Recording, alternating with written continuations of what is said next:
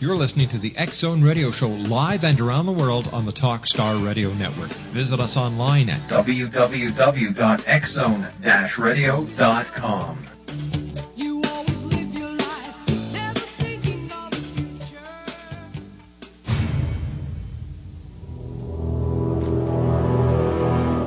The X-Zone radio and TV show is largely an opinion talk show. All opinions, comments, or statements of fact expressed by Rob McConnell's guests are strictly their own and are not to be construed as those of the X-Zone radio and TV show or in any manner endorsed by Rob McConnell, Relmar McConnell Media Company, Talkstar Radio Network, its affiliated stations, or employees.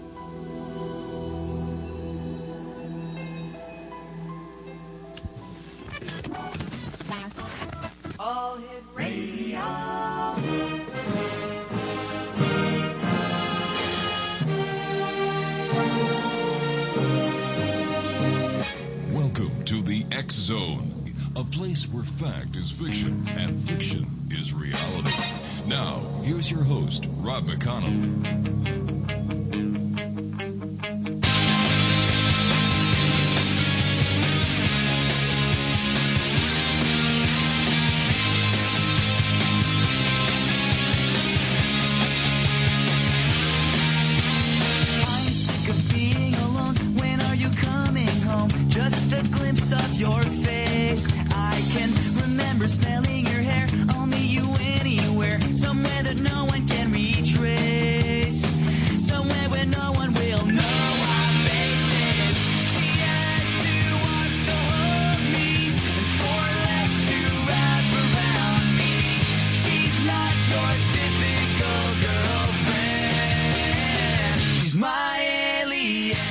One 877-528-8255 is toll-free throughout the U.S., Canada, Alaska, and Hawaii. My name is Rob McConnell, and this is the X-Zone on the Talkstar Radio Network. My guest this hour is Stan Romanek. He is he's the center of what may be the most documented extraterrestrial contact case of all time. He has appeared on Larry King Live, Fox News, Entertainment Tonight, and has been featured in several documentaries on ABC, NBC, and the Sci-Fi Channel, as well as other numerous radio and television programs. He lives with his wife near Denver and continues to experience ongoing strange phenomenon. He's the author of Close Encounters, Scientific Proof UFOs and Aliens Are Real. And Stan Romanek, welcome to the X-Zone. And Stan, I was wondering if you could tell our audience about some of the encounters that you've been experiencing. Sure, and thank you for having me. It's my great pleasure, sir. My experiences probably started when I was a child. But, you know, when you're young, you don't really put two and two together till something happens in your adulthood, and that's exactly how it happened with me.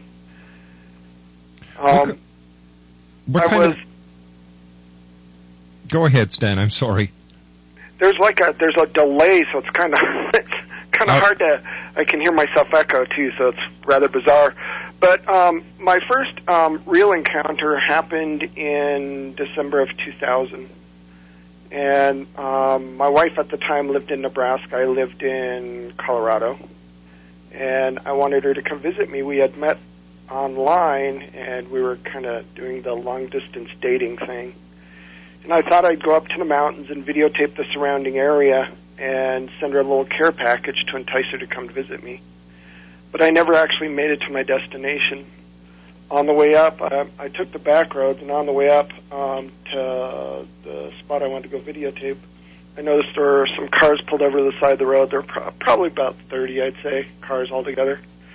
And everybody had gotten out of their cars, and they were looking up to the south above some power lines. And when I looked to see what they were looking at, I noticed an object, I'm going to say maybe 60 to 100 feet above the power lines themselves. And at first I thought it was a hot air balloon, but it turned out to be a UFO, and that's pretty much what started the whole thing. What did the UFO look like, Stan? It had multiple spheres, basically. It was a kind of almost a flattened 30-foot diameter sphere on top with 6 smaller spheres rotating counterclockwise on the bottom. which I had never seen before. I mean, when people talk about UFOs, they always talk about discs or, big triangles. This was something completely different. In fact, as I got close to this UFO, I realized it was metallic, and it started pacing the van I was in, which scared the heck out of me because, number one, I didn't believe in this stuff when it happened. And there were lots of other people driving by this thing. Why it singled out me, I have no idea. But it scared me to the point where I decided to speed up, and I was probably doing, 80 down a 20 mile-an-hour road. And, I was thinking to myself, well, nobody's going to believe me. And I realized that at the time I had my camcorder with me. I realized I had my camcorder, and I pulled over to get a shot of this thing. And when I did so, it accelerated from about 200 feet to about 1,000 feet in, a millisecond probably. I couldn't even follow it with my eyes. Stan, stand by. You and I have to take our first commercial break. Exo Nation, Stan Romanek is our special guest. www.stanromanek.com is his website, and Stan and I will be back on the other side of this commercial break in 2 minutes as the X Zone continues live and around the world on the Talkstar Radio Network from our studios in Hamilton, Ontario, Canada. Woke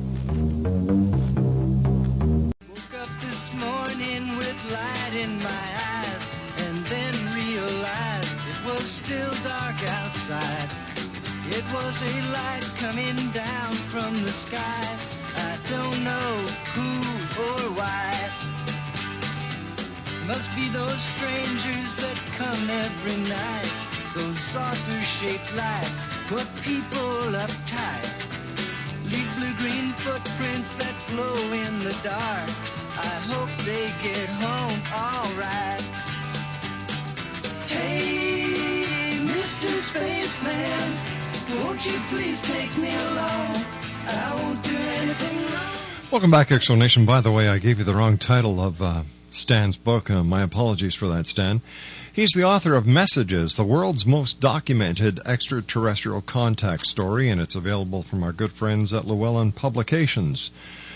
Stan, have you seen more than one UFO in your time? And if so, could you describe the different types of UFOs that you've seen?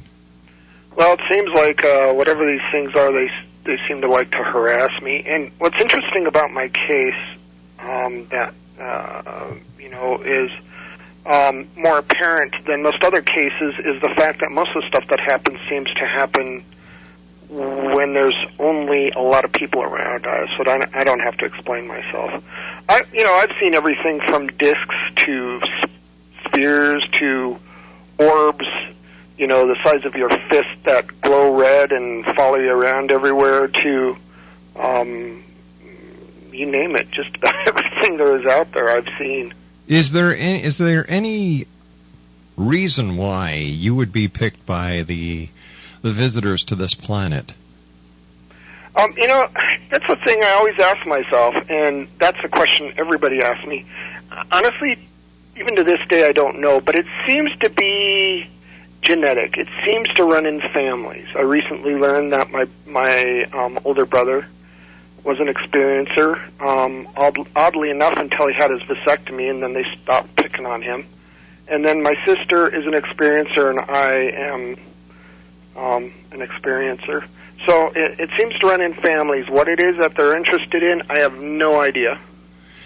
Now, have you ever been aboard a spacecraft? I can't really tell you for sure. Was I on a spacecraft, a UFO? Was I in a room somewhere underground? Mm-hmm. I know I've been somewhere. I have recollections of being on a moving object that seemed to be in space, close to a very large planet that I'm guessing could either be Jupiter or Saturn. But is that really what happened? I honestly, I'm not 100% sure. Do you have any evidence of having been examined by ETs? With my first, I've been probably, I'm thinking, 8 times altogether I've been abducted that I remember. Wow. And each time I've come back with either trace evidence or, I came back once holding something in my hand, and or scoop marks that fluoresced under black light. They seem to be interested in people genetically, and they don't care how they go about testing you either. What kind of trace evidence do you have?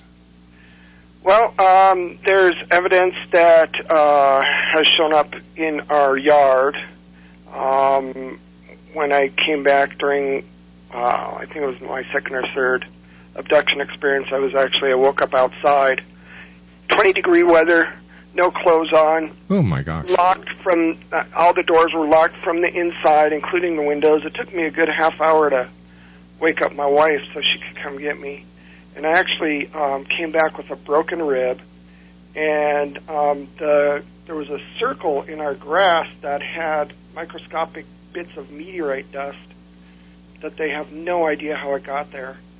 And when they brought an EMF meter and a compass, the compass and EMF meter would go crazy. And also, I came back holding something called elemental bismuth. I was really sick to my stomach, and I didn't want to throw up on my wife, so I put my hand in my mouth, and when I did so, I realized I was actually grasping something. And I dropped it onto the kitchen countertop, and it was sent off to scientists to be examined, and that's what they determined it was. The interesting thing was that the elemental bismuth had been in a molten form, probably heated to a few thousand degrees before it solidified into the chunks that I somehow got a hold of. How have your experiences affected your family? Well, deeply. It took me at least 4 years to come to terms with this, and I suffer from post-traumatic stress disorder from it. My family has been, affected pretty much the same way I have. When this first started happening, believe it or not, it happened even before we got married, and I'm surprised my wife decided to marry me anyhow. But that's true love. Yeah, well, let me tell you, I would be so lost without her. But it got to the point where we couldn't sleep. My stepchildren were being affected. Even to this day, my twin stepdaughters and my stepson can't go to sleep without the lights being on. There was a point where my stepson was so afraid to sleep that he'd bury himself under 12, 13, 14 pillows just to feel safe. And then we've had to move, at least 8 times just from the harassment and, getting beat up and shot at and stuff. So Wait a sec, hold on here. Let's backtrack here. Shot at and beat up? Yes. Why? One of the things that has happened in my case is the harassment. Not only have I had to deal with the abduction experience and the weird stuff that goes on around us, we've also had to deal with our phones being tapped. We found wiretaps in our house. We've been threatened. I was shot at a year ago and put into somewhat protective custody. I couldn't go out of the house for quite a while. We recently just got a threat that everybody involved in my group is going to be assassinated, either one at a time or in what they're going to make look like a terrorist attack. Now, which group are you talking about?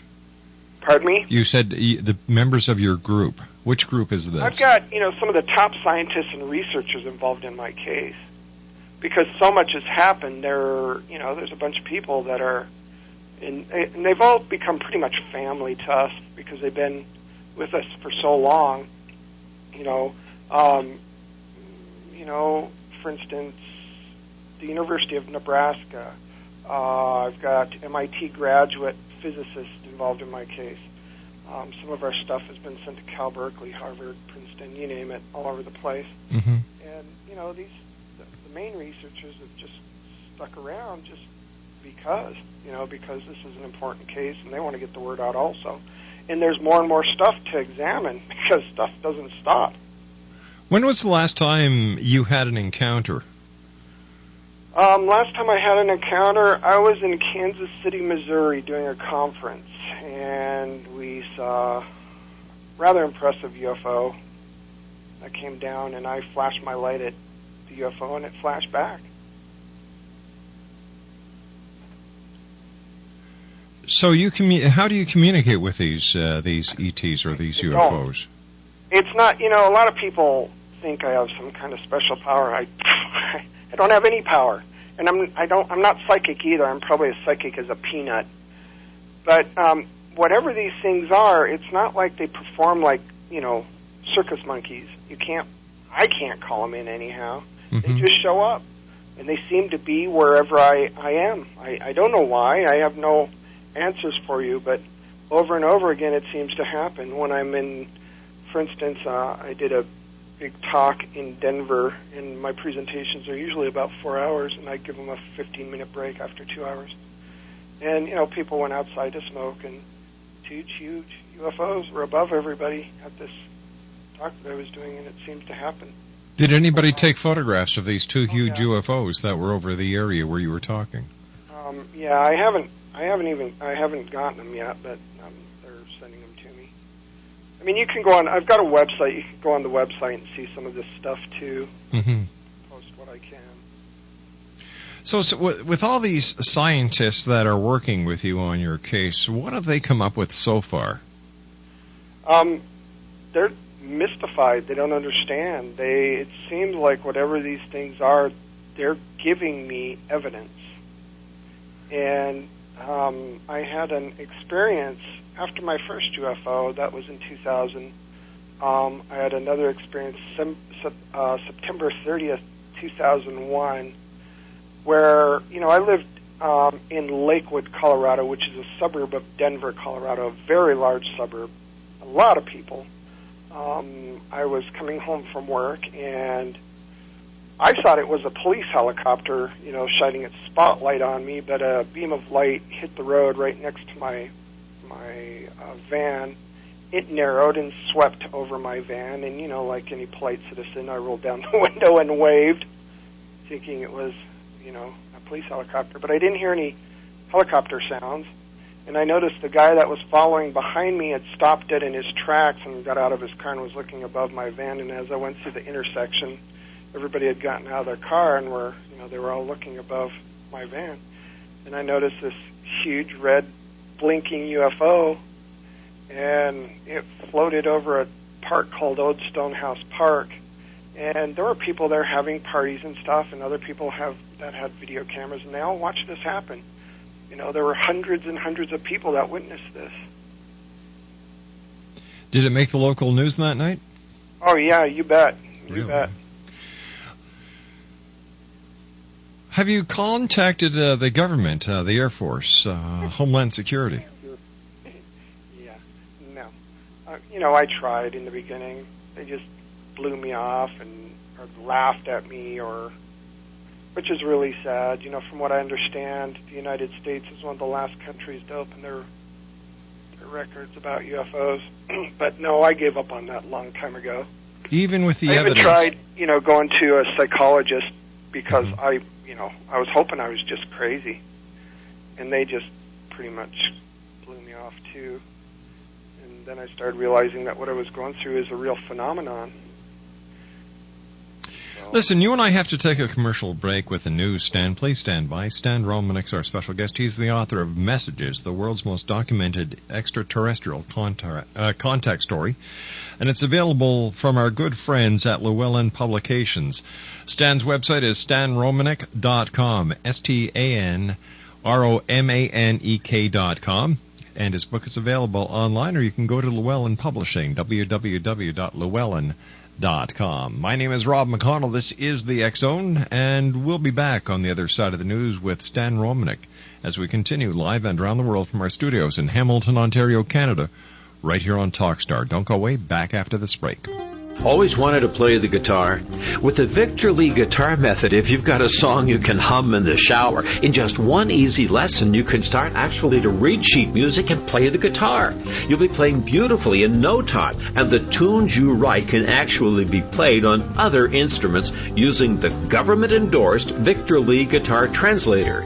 Victor Lee's amazing offer is online at www.victorleeguitarmethod.com. Learn how to play beautifully the guitar and read music and translate the music you write to be played on other instruments. Music is the international language, and the copyrighted Victor Lee Guitar Translator instructions are available in most languages spoken around the world. Go now to www.victorleeguitarmethod.com. Open yourself to a wonderful world of music. www.victorleeguitarmethod.com.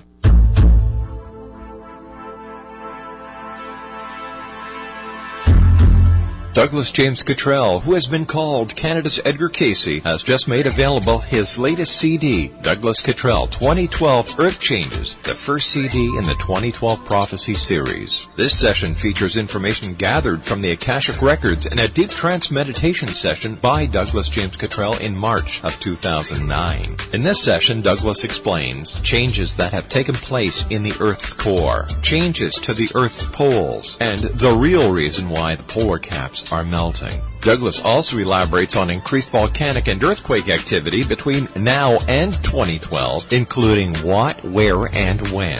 To order your copy of Douglas Cottrell 2012 Earth Changes, visit his website at douglasjamescottrell.com or call toll-free 877-COTTREL.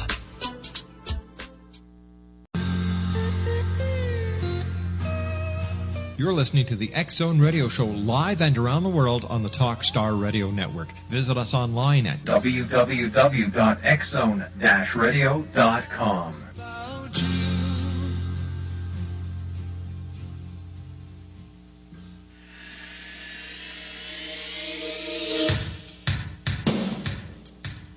My name is Michael Telstar, Canada's leading mentalist from Toronto, Ontario.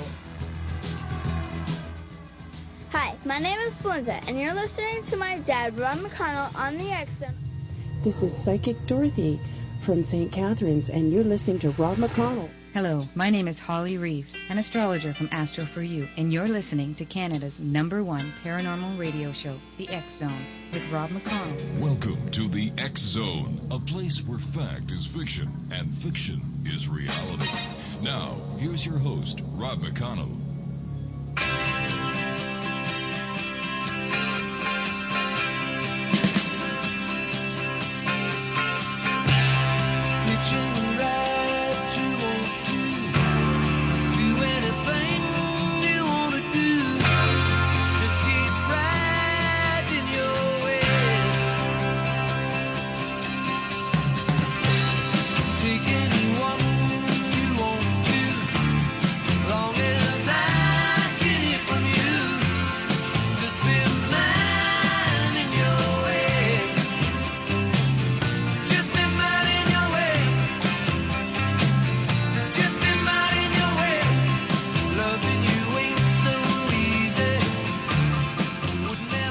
Stan ROMANEK is our special guest. He is the author of Messages, the World's Most Documented Extraterrestrial Contact Story.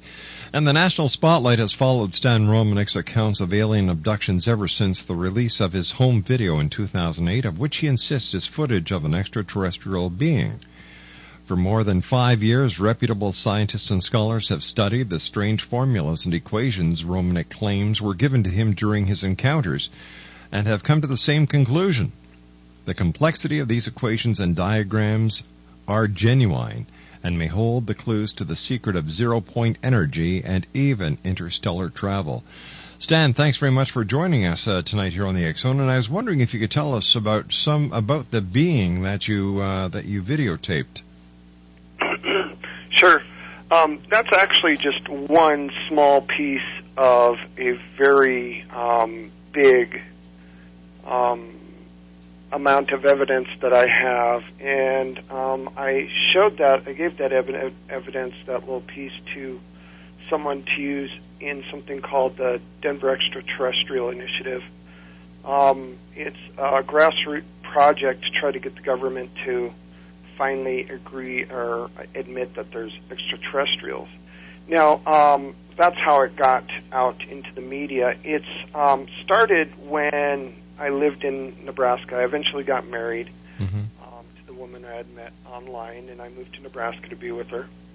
And at the time, you know, I have twin stepdaughters. They're 20 years old now, but at the time they were young teenagers. And I was fixing my computer because it had been hacked into, and I was staying up pretty late, and I went up to get a glass of water from the kitchen. I noticed movement out of one of the windows. Well, first thing I thought of was, it could have been one of the, you know, neighbor kids playing a joke, but the next day it happened, I realized that it might have been a peeping Tom. In fact, this went on for almost 2 weeks. I called the police. I let all the neighbors know. I even set up little twigs and sticks as a trap, so if they stepped on them, I could hear, you know, them coming, and I had a bat by the door, so I'd grab the bat and run outside. But I could never catch this peeping Tom, and one of the scientists involved in my case suggested that, you know, he said, well, you know, you have a video camera, camcorder. It has a night shot on it. Why don't you, next time you see this movement out of the window, just set up your camera, put on night shot, turn on the lights, and go to bed, see if you can catch this peeping Tom. Well, I did exactly that. I, you know, saw movement. I put on the camera. Instead of going to bed, I went to the bathroom and just kind of sat on that edge of the bathtub because I wanted to see if I could catch this thing. Well, there were two really bright flashes of lights, and suddenly, you know, I got up and I looked out of the bathroom door and I saw this head pop down. I'm thinking, yes, I got this son of a gun. Well, I went to look out the window and I saw what I thought was a child running to the backyard, and it was a real bright full moon, I thought, anyhow. Come to find out, there was no full moon. But I saw this thing running toward the backyard, and it clipped one of the bushes as it ran. And it stopped and looked back at me, and man, I got to tell you, his eyes were not normal. And I scared and jumped around like a little girl. In fact, when you watch the video, most people laugh because it surprises me, to say the least. So what happened? Well, when I rewound the tape and, you know, reviewed it, there was a creature looking in my window, and you know, you could see his eyes move, you can see its facial features, and it doesn't look human at all. You know, it's big, huge head, very big, dark eyes. What's interesting is you can see the infrared or the IR from their camcorder reflecting off its retinas. And, you know, I've gotten a lot of flack for this one. You know, all the debunkers will tell you, you know, it's fake. And there's one group locally that's all they do is they debunk everybody. That's how they get attention. They're just real sad people. But they'll say, oh, it's computer generated. Well, you know, this video's been sent to some of the top people to be analyzed, and they'll say the same thing. It's, you know, in camera. There is no special effects in it, and it is what it is. You know, is it somebody in a mask? I don't think so. I really don't. I saw this thing run away. I know what I captured on video. Now, you said the infrared was caught on their eyelids or on their pupils. Yes. You know how when you, a lot of times, like even with cats, you have your remote controller. Yeah. And you're videotaping with your IR on or your infrared on, your night shot on. Their eyes, their pupils will glow like you've got a deer in the headlights. And that's what this thing was like. You could actually see its pupils just light up. It's really crazy. 1-877-528-8255 is toll free throughout the U.S., Canada, Alaska, and Hawaii. Stan ROMANEK is our guest. His website is www.stanromanek.com. Stan, what kind of work were you doing prior to all of this, or are you still doing the same kind of work after you've had all these experiences? I'm too busy with my book and with the radio shows and stuff. I pretty much do this. I am it's funny because I was such a skeptic. Now I seem to be the poster child for the bizarre. But I fixed computers for a living. I was also in corporate management and retail management for that. Now, prior to your sighting, going back, your initial sighting, I believe, was in 2004? 2004. My first sighting was in 2000. Oh, it was in 2000. I'm sorry. Prior to your first sighting in the year 2000, had you had any experiences with paranormal phenomena of any kind? When I was a child, some stuff happened. Now, I grew up in the military. I grew up in the Air Force, the United States Air Force, and my dad was in charge of security for. At least that's what he thinks he did. He won't tell me, and nobody can ever find out. My dad had some top secret clearance, I guess. But we were stationed in North Dakota in the late 60s, early 70s, during the time that the UFOs flew over the missile bases and changed the codes around and flew over some B-52 bombers. Now, my father would go back between Minot and Grand Forks, these two main missile bases in North Dakota, and they tracked one of the UFOs to our small town of Northwood, North Dakota. And it actually hovered above a water tower there for quite a long time, and it was always a family story that my dad came out and with some soldiers and surrounded this water tower. My oldest brother remembers. And, after that just kind of faded away. And then I remember after my first regression, I remember that there was a strange lady that kind of always showed up at certain times in my life, very bizarre looking, really huge, almond-shaped, slanted eyes with almost day-glow blue colored pupils. And prior to that, when you're a kid, you don't think about these things. But other than that, that's just about it. I really didn't believe in this stuff. Who did your regressions? There was a local person named Deborah Lindemann, who's very good, and then after that, a Dr. Leo Sprinkle, who's University of Wyoming, very famous, very nice gentleman, very smart too. And what was their conclusion? That this stuff is real. My first regression, I had nowhere else to go. I was, at this point, thought I was having a nervous breakdown or going crazy. I tried going to a psychologist, but, they just blew me off. And I went to, my friend conned me into going to my local UFO group, which was MUFON, Mutual UFO Network. And they suggested, if you're having such a hard time with this, why don't you get regressed? It's like, well, I didn't know if I believed in it or not, and I thought, well, okay, I'll try it. I was a little nervous because there are all kinds of horror stories that they can control your mind and stuff, which is not the case at all. But I went under hypnotic regression. Mm-hmm. And I remember during my first abduction experience, I had all these symbols in my head, and I didn't know what to do with them.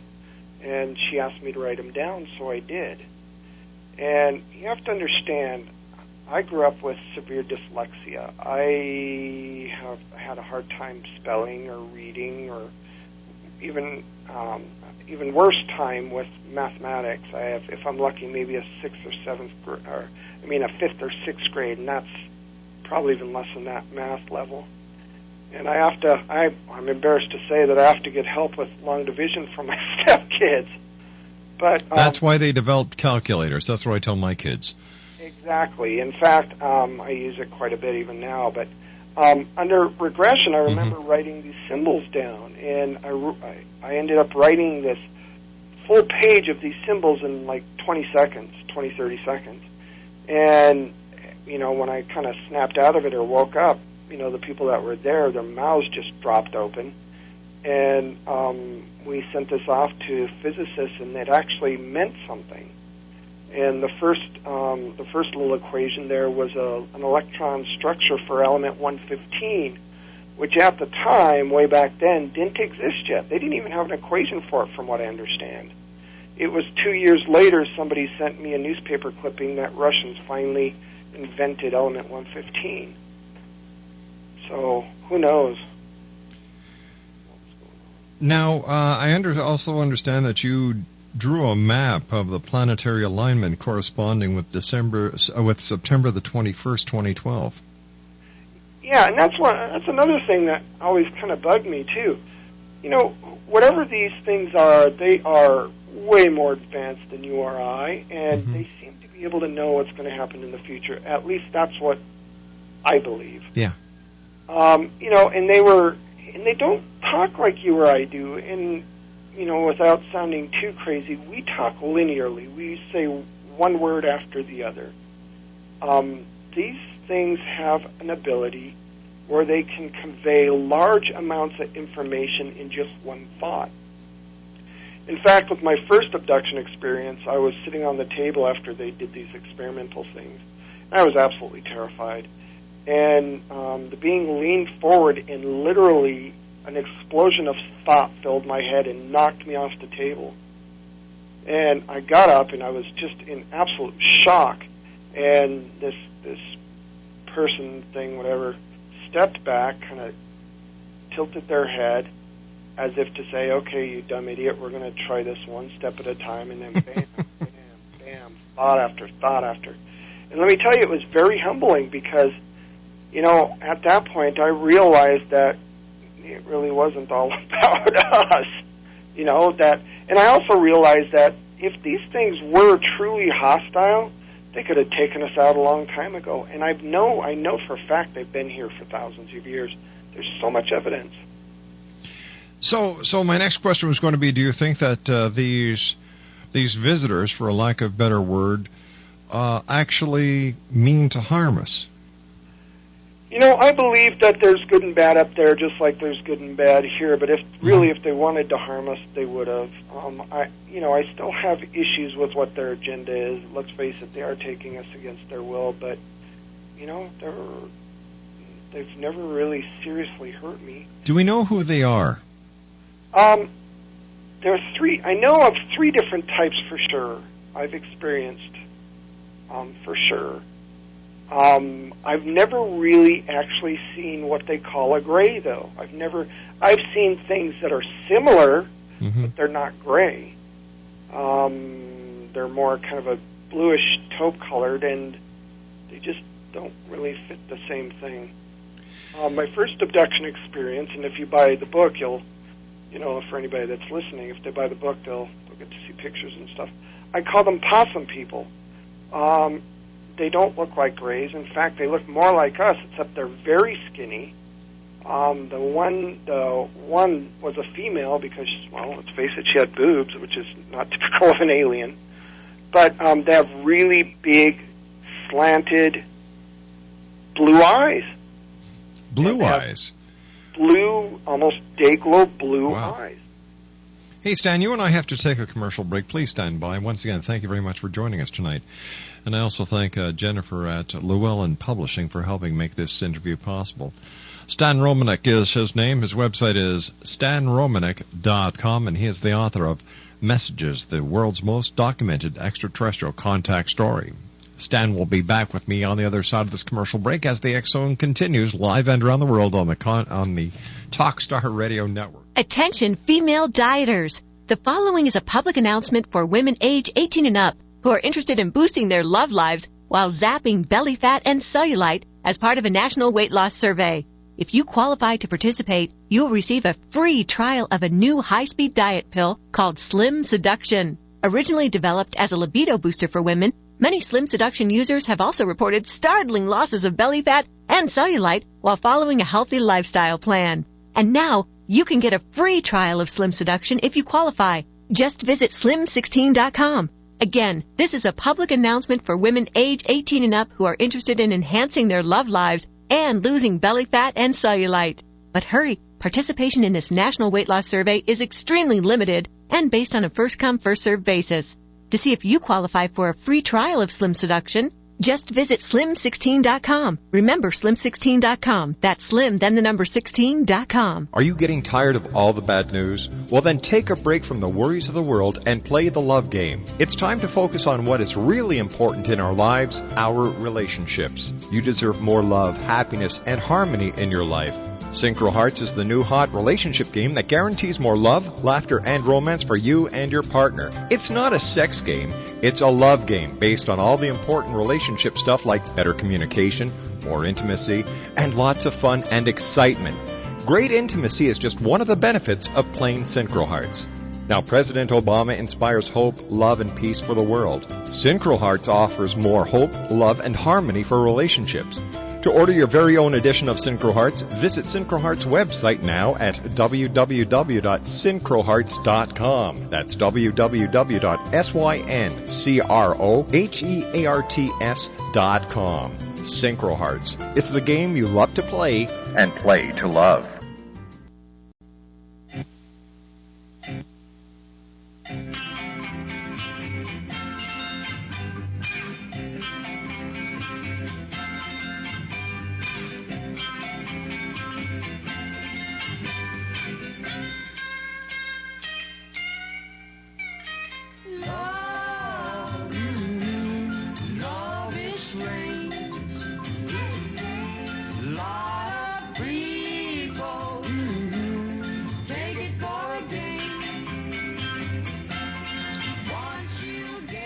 Stan Romanek's our guest, www.stanromanek.com. And Stan, has there been any physiological changes to your body?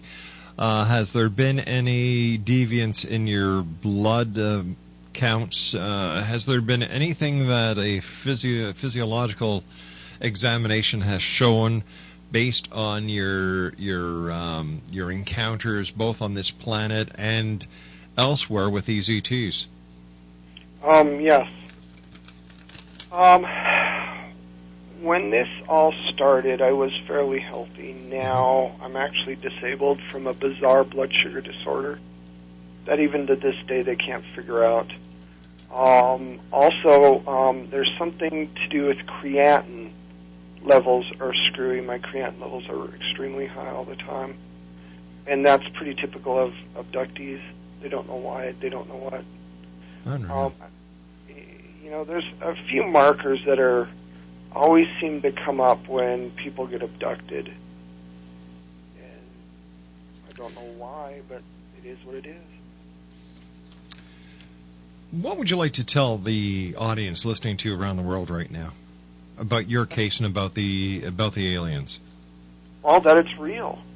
And the reason I continue to do this is to try to get people to understand. And, if I can become a believer, and I was a very serious skeptic. In fact, I was a mean skeptic. If people came up to me and told me they believed in ghosts or UFOs or extraterrestrials, I'd push them away and just tell them they were crazy. But if I can become a believer, anybody can. I mean, there's so much out there. Every country in the almost every country in the world has opened their books to this stuff, including the Vatican recently, which absolutely amazed me. And they're telling everybody they've known about it for quite some time. Well, I don't think they've actually come out and said that extraterrestrials exist. I met the people, Monsignor Balducci. Yes. You can go to my website and... No, that's all right. I believe you. But once again, Senior Balducci did not, at that time, echo the feelings of the Vatican. And to the best of my knowledge, the Vatican has never come out and said that they actually do confirm that ETs are real. Well, that's not what I'm getting. I mean, there's documentation that... maybe you're right, but the documentation I have states that, they believe that it is real. Mm-hmm. Maybe there's certain parts of the Vatican that believe it and certain parts that don't, just like with anybody. There's certain people in the United States and in Canada that believe it and certain people that don't. I know what I'm experiencing is real. There were times I wished it wasn't real, but for whatever reason, it seems to happen most of the time when people are around. So I don't really have to explain myself. Hey, Stan, we've run out of time for tonight. I want to thank you very much for joining us, and I wish you much success in the future. Good luck, and when you find out any more information, let us know. We'll love to have you back on the show. Sure thing. Well, thank you for having me. Take care of yourself, and once again, we also thank Jennifer at Llewellyn for helping make this interview possible. The web address for Stan Romanek is www.stanromanek.com. That's stanromanek.com. When I come back from this commercial break, on the other side, at 6.5 minutes past, April Sharon will be my special guest. We're going to be talking about New Awakenings as the X Zone continues live and around the world on the Talkstar Radio Network from our studios in Hamilton, Ontario, Canada.